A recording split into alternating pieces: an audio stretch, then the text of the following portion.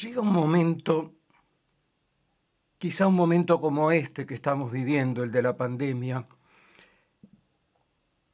que uno siente que a partir de las largas horas de reflexión que nos tocan vivir,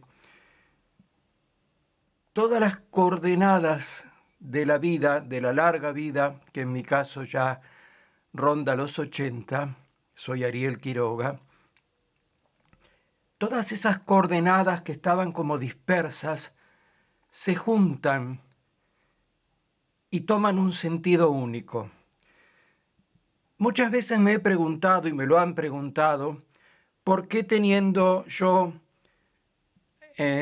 digamos, a mediados de los años 70 del siglo pasado, una considerable carrera como director teatral, había realmente dirigido obras muy significativas, como El profanador de Thierry Moulnier, Magia Roja de Michel de Gelderod, bueno, grandes títulos de la literatura dramática universal que yo estrené en Buenos Aires.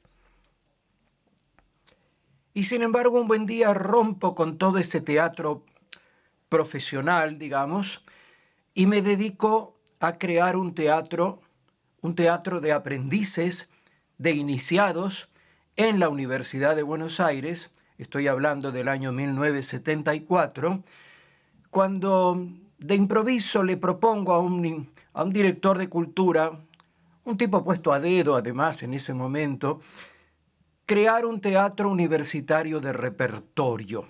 Esa era la idea original.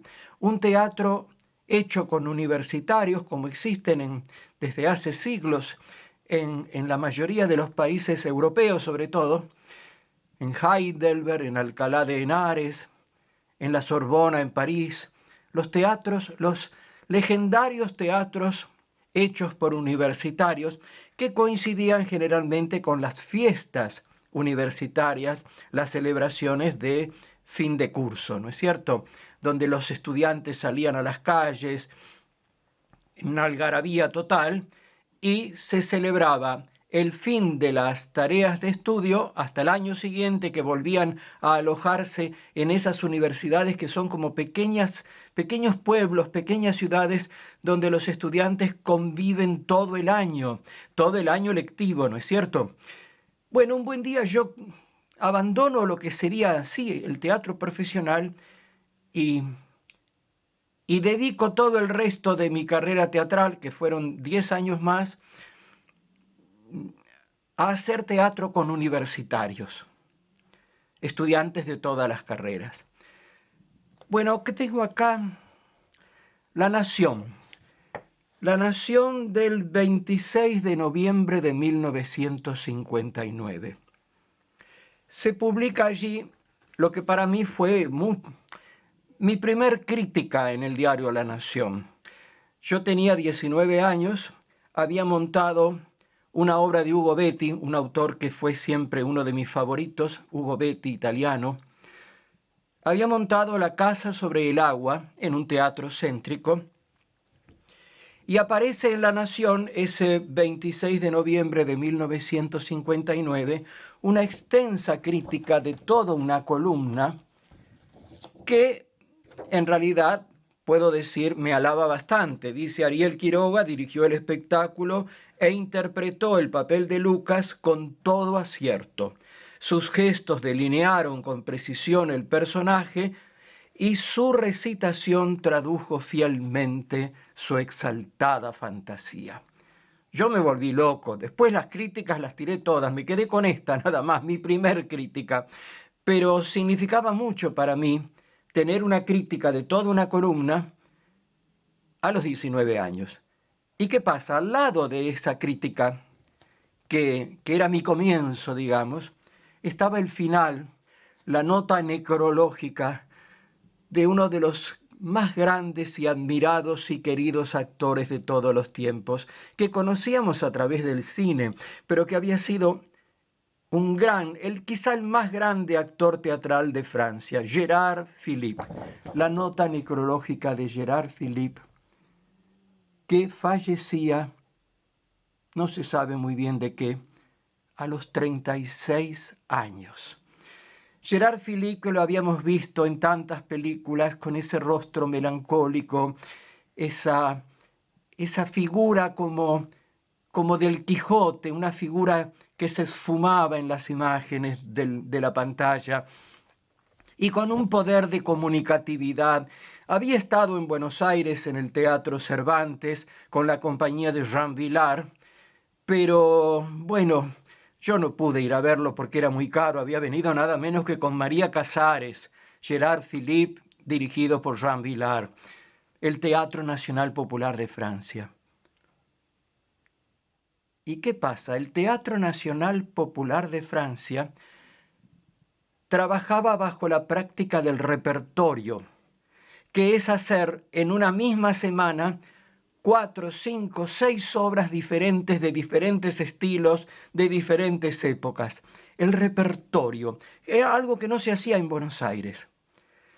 Y además Gerard Philippe, un poco antes de fallecer, había dejado lo que podría decirse su testamento artístico en una charla con los estudiantes de la Universidad de París, donde les dijo: el teatro es mi vida. Cuando muera yo, morirá mi teatro, o sea, mi vida.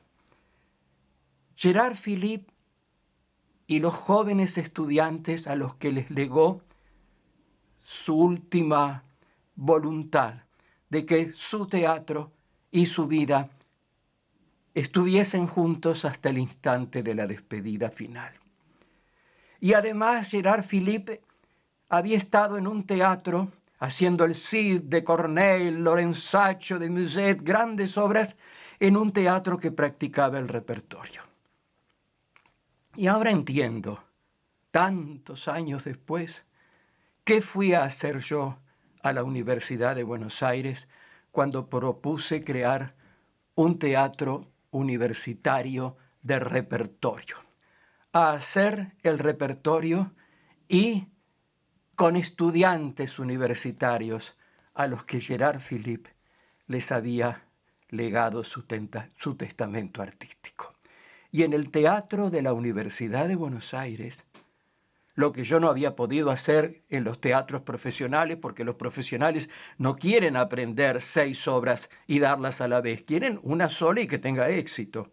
En el teatro de la Universidad de Buenos Aires, durante casi una década, hicimos repertorio. Gratuitamente, ante salas abarrotadas en la ciudad de Buenos Aires y en muchas ciudades del interior, incluso en Mar del Plata, donde yo vivo hace ya unos cuantos años, hacíamos repertorio. No hacíamos una obra, ni 2, ni 3. Hemos llegado a hacer hasta 6 obras en alternancia. Hoy, en esta situación tan difícil de la pandemia, en que estamos en casa reflexionando, y en mi caso, que mi vida tiene mucho para reflexionar hacia atrás y tal vez poco para adelante, he encontrado la clave de por qué quise hacer teatro con universitarios y con ellos hacer teatro de repertorio. Porque con los universitarios me encontré con el legado de Gerard Philippe ante los estudiantes de la Universidad de París. Las coordenadas se han puesto en orden.